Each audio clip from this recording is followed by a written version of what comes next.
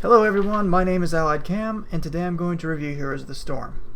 Now this game has been out for a little while, and I've been playing it since Alpha, but at the time of this writing I have about 400 games under my belt, and I finally feel qualified to review it. For the unenlightened, Heroes is a MOBA that's been released by Blizzard and features characters from all three universes, StarCraft, Warcraft, Diablo, and the Lost Vikings. I'll admit I personally don't have much experience with MOBAs, as I played League of Legends once, and it took years of therapy to rebuild my self-esteem after dealing with that community.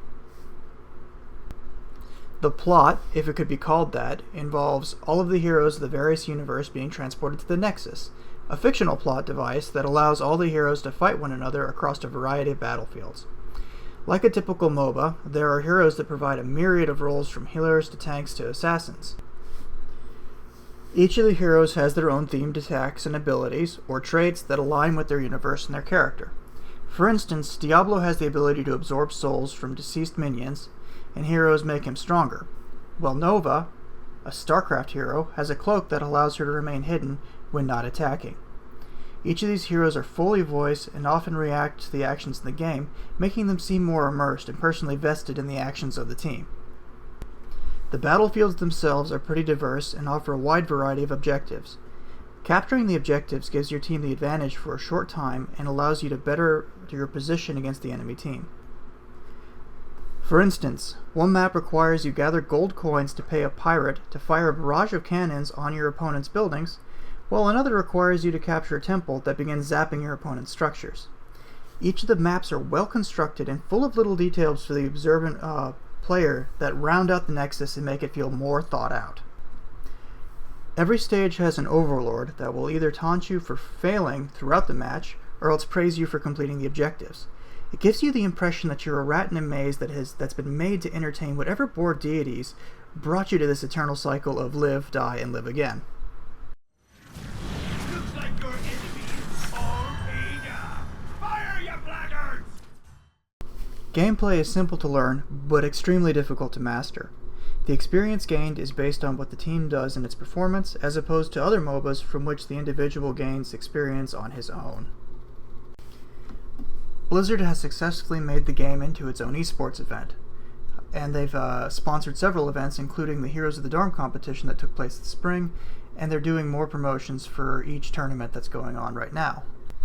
As with any game that has an esports presence, this means that there is an obvious skill gap between players who know what they are doing versus those who do not. Skilled players are not only proficient with their individual characters, but understand when to use their abilities, know what team compositions are competitive, and time attacks on different objectives on the map. For instance, scattered throughout the map are a series of mercenary camps, which, if defeated, will lend their aid to you fighting your enemy or attacking their towers, or in some cases even large bosses that are able to push very strongly. Attacking these camps at the wrong time can severely weaken your team or leave you open to an ambush from your enemy. Alternatively, some teams will focus too much on the team fight or fighting the objective without saturating the lanes of minions in an effort to continue leveling. I gotta say though, I'm no expert in the exact timing myself. Even with all of the time that I've spent playing this game, I still have a lot to learn. The gameplay itself is extremely satisfying. Every time you kill an opponent, there's a little fanfare that makes you feel like you've just dominated that enemy. Blizzard has always been good making you want to come back for more. If you look at my World of Warcraft time played, you'll see what I mean. The game can begin to snowball if your enemy begins to pull away from you, but even if they do, there's always the possibility that your team can rally and come back. The game is all about momentum, and typically the game will only ever end the moment that your team gives up. Alternatively, complacency from your team can lead to mistakes that will allow your enemy team to come back and fight you, and it makes you want to stay in from start to finish.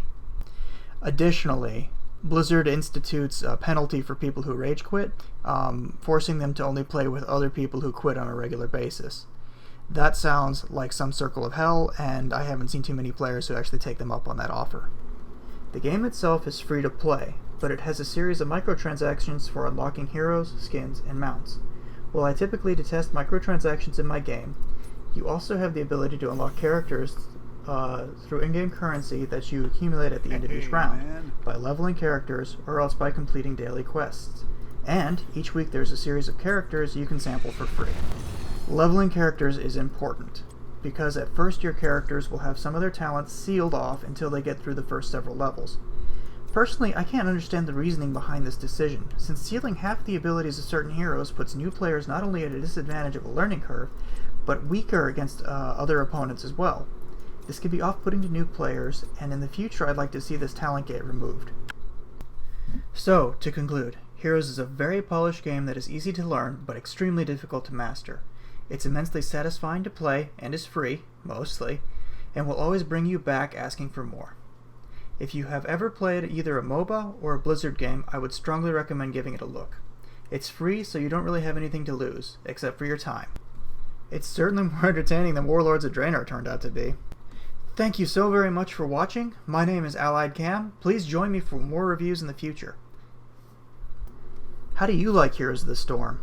Like, subscribe, and comment below to let me know.